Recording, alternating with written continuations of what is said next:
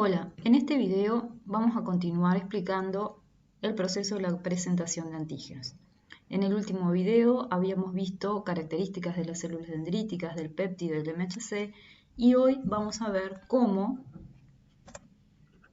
estos péptidos llegan a ser expresados y cargados en el MHC tanto de clase 2 como de clase 1.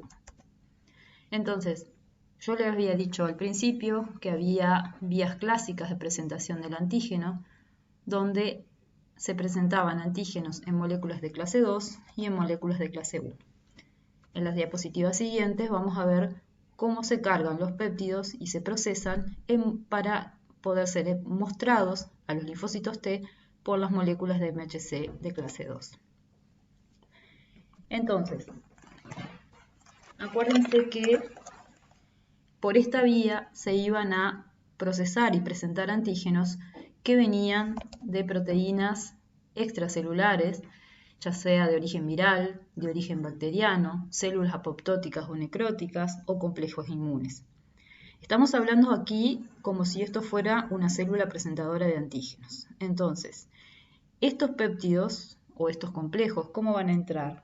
Van a entrar por varios mecanismos que pueden ser endocitosis o fagocitosis, dependiendo del tamaño de las moléculas, de las proteínas o del complejo, o hay una característica de las células dendríticas que es que pueden tomar grandes cantidades del líquido extracelular en un proceso llamado macropinocitosis. Y eso es lo que le confiere a la célula dendrítica, en parte, su estatus de vigilante del sistema inmune, porque la célula dendrítica en estado inmaduro, en las mucosas o en la piel, está todo el tiempo captando antígenos para poder estar al tanto de lo que está circulando. Entonces, como les decía, estos van a estar, por esta vía van a estar presentados los antígenos exógenos. ¿Y qué es lo que va a pasar una vez que estos antígenos entran? Estos antígenos entran en una vesícula, que puede ser un endosoma o un fagosoma, y en el transcurso del tiempo se van a ir a fusionar definitivamente luego con un lisosoma y van a formar este organelo que en las próximas diapositivas vamos a hablar más detalladamente. Pero, ¿qué pasa con las moléculas de MHC de clase 2? Las moléculas de MHC de clase 2 se sintetizan, tanto la cadena alfa como la cadena beta, se sintetizan de manera coordinada y se asocian entre sí en el retículo endoplásmico. Cuando yo les digo que se sintetizan continuamente y de manera coordinada, lo que les quiero decir es que cuando hay una situación de peligro inmunológico, esta síntesis se hace mucho más frecuente y más rápida.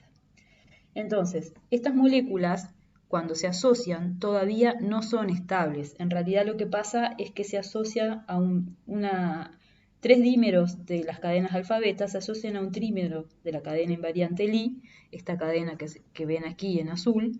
Esta cadena lo que hace es sellar el sillón donde iría el antígeno.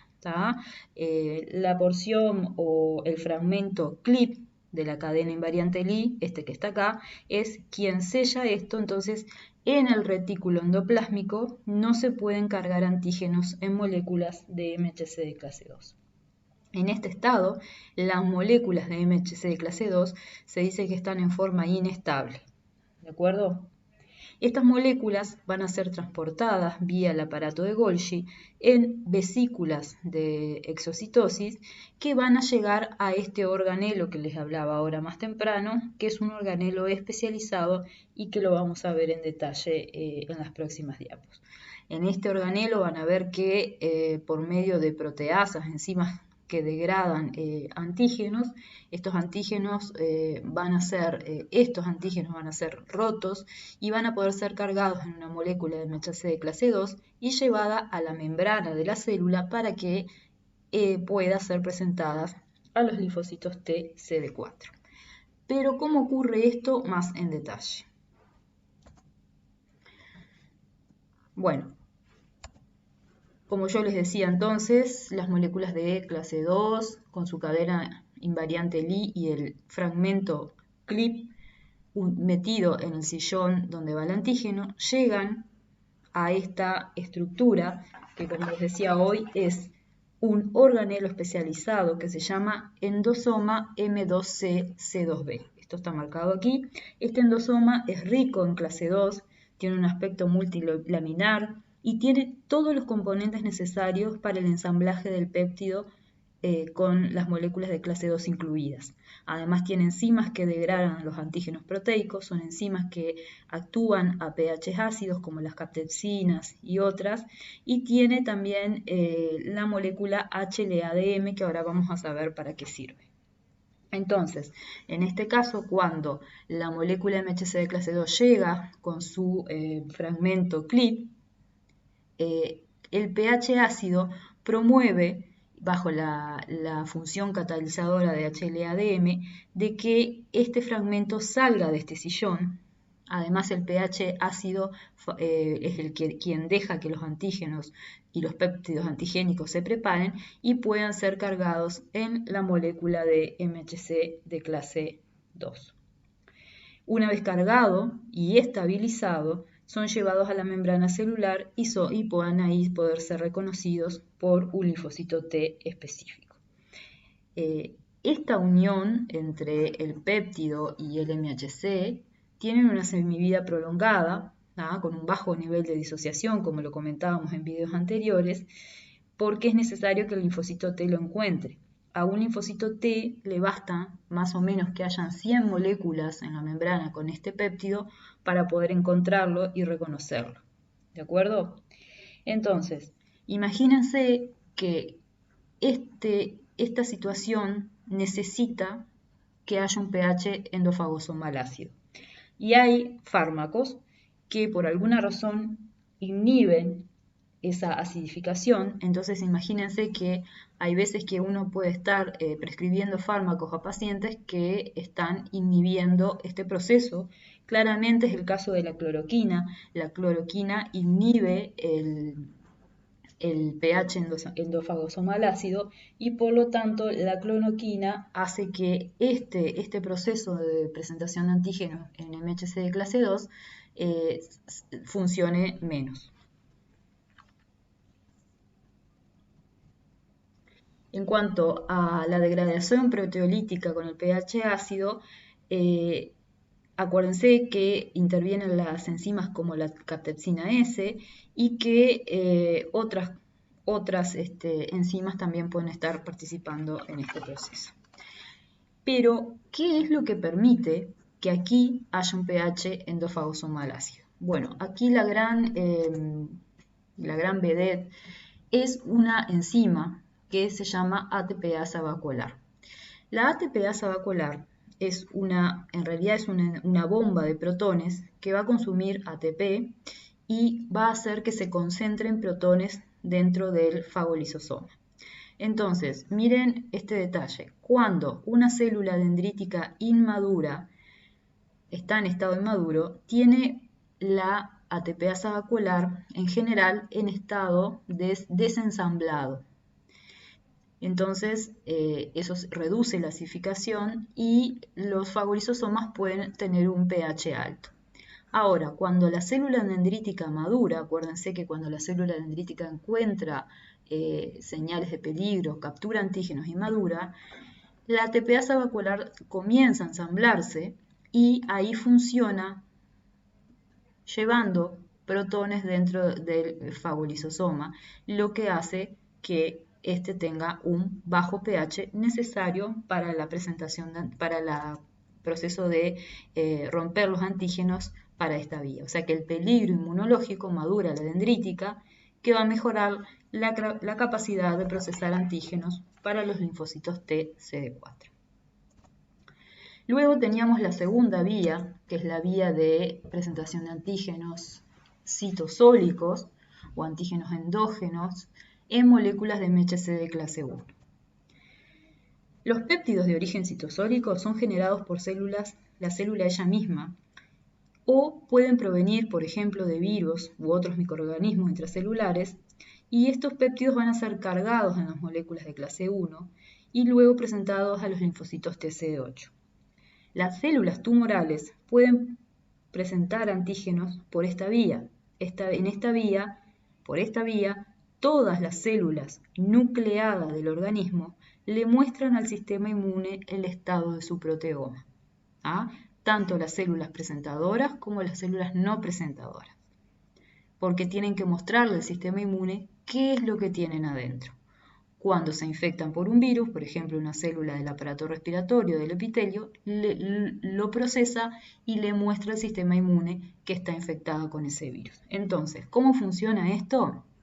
Imagínense que entra un virus en una célula, este virus sintetiza proteínas, las proteínas virales, ¿y qué es lo que va a pasar? La célula, cuando tiene proteínas que andan por el citosol sin mucho que hacer, como proteínas que ya están viejas o proteínas mal hechas, propias de la célula, tiene la capacidad de pegarle una señal. Esa señal es una ubiquitina. Entonces decimos que la proteína está ubiquitinizada. Y esto también le pasa a las proteínas, por ejemplo, de un virus o de una bacteria que logren ingresar a una célula. ¿Qué es lo que va a pasar? Estas proteínas que tienen esta señal son entradas a esta estructura que se llama proteasoma y que vamos a ver más en detalle, y el proteasoma va a degradarla para luego esos péptidos poder entrarlos al retículo endoplásmico y que sean cargadas en moléculas de MHC de clase 1. Entonces, el principal mecanismo de generación de péptidos a partir de proteínas citosólicas es la proteólisis por el proteasoma. ¿Qué pasa con las moléculas de MHC de clase 1? Las moléculas de MHC de clase 1 entonces se generan en el retículo endoplásmico, también son inestables en este contexto, y por eso hay proteínas chaperonas que se llaman, por ejemplo, calreticolina o calnexina, que velan por el buen plegamiento o el plegamiento adecuado de las cadenas de MHC. Estas cadenas de MHC, que están controladas por las chaperonas, que estén bien plegadas, van a ir al encuentro de los péptidos. El péptido va a entrar al retículo endoplásmico por medio del transportador TAP. O sea, esto es muy importante porque hay enfermedades, hay pacientes que tienen deficiencias en TAP. Estos péptidos entonces van a ser entrados al retículo endoplásmico, la proteína ERAP los va a terminar de romper y van a estar en condiciones de ser cargados en moléculas de MHC de clase 1 para luego, a través del Golgi, viajar en vesículas de exocitosis hacia la membrana celular para poder ser mostradas al sistema inmune. Pero ahora vamos a ver un poco en detalle esta estructura que es el proteasoma. Yo les recomiendo que para el proteasoma y el inmunoproteasoma lean en el libro de Janway, que está mucho más detallado allí. Entonces, el proteasoma en realidad es un gran complejo multicatalítico que se encuentra en el citosol y tiene una forma acilindrada. Este complejo degrada en permanencia proteínas citosólicas que están ubiquitinizadas, acuérdense de eso. Está formado en general por 7 subunidades, unas unidades que tienen actividad catalítica y otras subunidades que son más estructurales, y su función básica en el estado basal es degradar proteínas que se marcan con el polipéptido llamado ubiquitina. Entonces, en estado basal, el proteasoma funciona y degrada proteínas, por ejemplo, proteínas viejas que ya no sirven más. Ahora, les pido que miren este cuadro acá. Esta zona acá es esta zona, como si viéramos esta zona mirando de acá. Esta zona acá es la zona por donde entra el flujo con los péptidos. ¿Qué es lo que pasa? Cuando la célula dendrítica madura, hay subunidades que se llaman unidades inducibles como LMP2 y LMP7 que aumentan y disminuye la cantidad de unidades constitutivas. Ahora, ¿por qué ese cambio? ¿Y quién produce ese cambio? Por ejemplo, ese cambio lo produce la presencia de interferón. Entonces, no solamente cambian las subunidades catalíticas, sino que este lugar por donde entran los péptidos se hace más grande, permitiendo que haya un flujo mayor de proteínas que entra al proteasoma. Entonces, Esto permite que no solo haya más proteínas que pasan por el proteasoma, sino que cambia la calidad de los péptidos que el proteasoma fabrica o procesa. ¿Por qué? Porque tiene otras subunidades y cuando tiene estas subunidades como el MP2 y el MP7 que conforman el inmunoproteasoma, estos péptidos son más afines a ser cargados por moléculas MHC de clase 1. ¿Por qué? Porque genera péptidos que tienen el extremo C terminal rico en aminoácidos hidrofóbicos o básicos que son más aptos para cargarse en MHC de clase 1. Así que acuérdense que el inmunoproteasoma tiene más cantidad de proteínas que ingresan y de péptidos que se procesan y además son diferentes en calidad a los procesados por el proteasoma. Entonces, estos péptidos que yo les decía que son generados en el citosol y degradados por el proteasoma son llevados al retículo endoplásmico por medio de la proteína transportadora TAP.